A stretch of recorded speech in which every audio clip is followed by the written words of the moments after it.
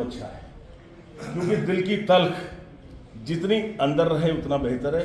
अगर तल्ख दिल से जुबान पे आ जाती है और लब से निकल के पराई हो जाती है, उसका बड़ी दिक्कतें पेश आती हैं। अगर कोई कंट्रोवर्सी कहीं पर है, लैंड को लेकर के है, मूल निवास को लेकर के है, पार्टी हाईकमान जाने, हम तो कार्यकर्ता हैं और हर कार्यकर्ता का अधिकार है टिकट मांगने का। इतना जरूर है कि अगर हमें टिकट मिला तो इंशाल्लाह कम से कम ईश्वर कृपा से 4 लाख वोट से जीत के दिखाऊंगा सहारनपुर से। उत्तराखंड से जाने की क्या वजह बनी कि आप नहीं जाना क्यों है? संसद का क्षेत्र तो पूरा हिंदुस्तान है और सहारनपुर तो पड़ोसी है। और दूसरी बात है कि हमारे दादाजी को जब गोद लिया गया अब से 123 साल पहले, तो सहारनपुर के तो मूल निवासी थे। जब विधायक बने वो 1937 में, तब सहारनपुर के बने। जिला परिषद सहारनपुर के चेयरमैन बने तो सहारनपुर के बने। मेरे पिताजी विधायक बने 1985 में, तो जिला सहारनपुर था। मैं जिला सहारनपुर का चैंपियन बना तो सहारनपुर था। उत्तर प्रदेश चैंपियन बना तो मैं सहारनपुर से खेला। इंडिया चैंपियन बना तो यूपी से खेला, सहारनपुर जिले से। तो सहारनपुर से तो पुराना जुड़ान है। उत्तराखंड भी तो यूपी से आया है। क्या समीकरण देखते हैं आप?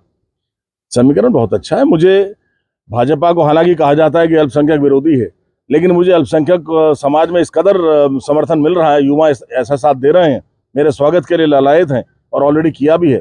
मैं बहुत आशावान हूँ।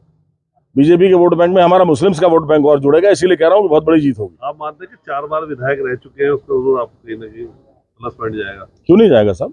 हमारी गवर्नेंस और जो हमारी कार्यशैली रही, जो अचीवमेंट्स हमने किए हैं, विकास पुरुष हम कहलाए हैं, उसी से तो मुतासिर है सहारनपुर की जनता। मैंने पहले ही कहा, मुझसे पूछा पत्रकारों ने आप क्या नया करेंगे, मैंने कहा सहारनपुर में कास्ट उद्योग हुआ करता था, कास्ट उद्योग के अलावा कुछ नहीं था। मैं एजुकेशन में आमूलचूल परिवर्तन करूंगा। 3 तरह की शिक्षा होती है, formal education MA MSc PhD, दूसरी है वोकेशनल एजुकेशन रोजगार परक ITI MBA, तीसरी है कॉम्पिटिटिव एजुकेशन IAS PCS। इन तीनों के सेंटर्स खुलवा करके वहाँ कोचिंग सेंटर्स, बच्चों को SSP और DM बनने के सपने दिखाऊंगा और बनवाऊंगा भी। रोजगार के लिए युवाओं के रोजगार का कोई साधन मुहैया नहीं है, सिडकुल की तर्ज पर इंडस्ट्रियल एरिया वहाँ पे बनवाऊंगा और तमाम चीजें आएंगी। तो ये चीज है जो अलग से सहारनपुर के लिए सहारनपुर करूंगा। कितनी उम्मीद है आपको कि बीजेपी आपको टिकट देगी? पूरी उम्मीद है साहब, क्यों नहीं है? क्योंकि वहां कोई है ही नहीं इस तरह का नौजवान जीदार जानदार। कौन है दूसरा? ये पुराने चावल हैं और इनकी खुशबू पूरे प्रदेश में जानी चाहिए, प्रदेश से बाहर भी जानी चाहिए। फिर ये नीतियों को जानते हैं, नीति बनानी इनके द्वारा बनाई गई है। जो नीतियां अब लागू नहीं हो पा रही हैं, उस नीति को भी लागू करवाने के लिए पूर्व विधायकों ने अपना एक संगठन बनाया है और इस संगठन में ने ये तय किया है कि जिसकी भी सरकार हो, वो सरकार पूर्व विधायकों के अनुभवों के आधार पर उनके सुझावों को मानेगी तो प्रदेश का भला होगा। और आज चौधरी यशवीर सिंह जी को बधाई देना चाहते हैं कि उन्होंने यहाँ आज आयोजन रखा है और झबरेड़ा में जो आयोजन हुआ है, इसकी खुशबू पूरे देश प्रदेश में जाएगी। अच्छा, आप मानते हैं कहीं ना कहीं जो सरकारें रही हैं वो पूर्व विधायकों को वो तरजीह नहीं देती जो उन्हें मिलनी चाहिए? इसलिए नहीं देते ना कि जो सत्ता में आ जाता है वो सत्ता के मद में खो जाता है और वो पूर्व विधायकों को तो छोड़ो, वो अपने कार्यकर्ताओं को, जो उनको बनाने वाले हैं, अपने बुजुर्गों को, जिनका उनको आशीर्वाद मिला है, उनको भूल जाते हैं और बाहर के लोगों को बुलाते हैं ठेकों के लिए। यहाँ का जो लोकल है उस आदमी के हाथों को काम नहीं होता है, दूर दराज के लोगों को काम दिया जाता है और उसके पीछे जो मंशा होती है वो सब जानते हैं। ऐसी क्या मजबूरी मंत्री जी जो आप पूर्व विधायकों को संगठन बनाना पड़ा? और नहीं, कोई मजबूरी हमारी नहीं है।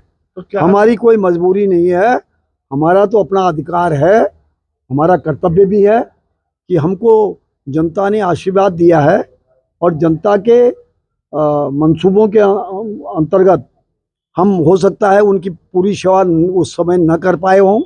हम जब तक जिंदा हैं तब तक उनके सेवा के लिए तत्पर हैं और संगठन बनाएंगे तो संगठन में शक्ति होती है। कलयुग में संघीय शक्ति कलयुग कहा जा गया है, इसलिए संगठन बना कर देखिए क्या है शर्मा जी और मेरे सभी पत्रकार बंधुओं, आज विधानसभा क्षेत्र झबरेड़ा में, यहाँ कस्बा झबरेड़ा में आदरणीय चौधरी यशवीर सिंह जी के आवास पर ये जो उत्तराखंड पूर्व विधायक का जो संगठन है, इनमें इनकी बैठक हो रही है अपने हितों की रक्षा के लिए।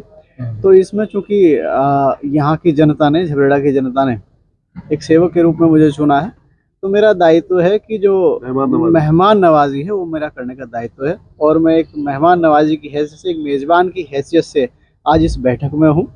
और एक चीज़ और भी है कि भाई जो हमारे पूर्व विधायकगण हैं उनके हितों की रक्षा के लिए विधानसभा सत्र के दौरान कुछ मुद्दे उठाए जाने हैं या अन्य जितनी भी चीज़ें उठाएंगे आप? हाँ बिल्कुल, निश्चित रूप से जो भी जो भी हमारे पूर्व विधायकों के मुद्दे होंगे वो उन सबको लेकर भी हम लोग विधानसभा में उठाएंगे, ताकि उनके हितों की रक्षा करना भी हमारा दायित्व है।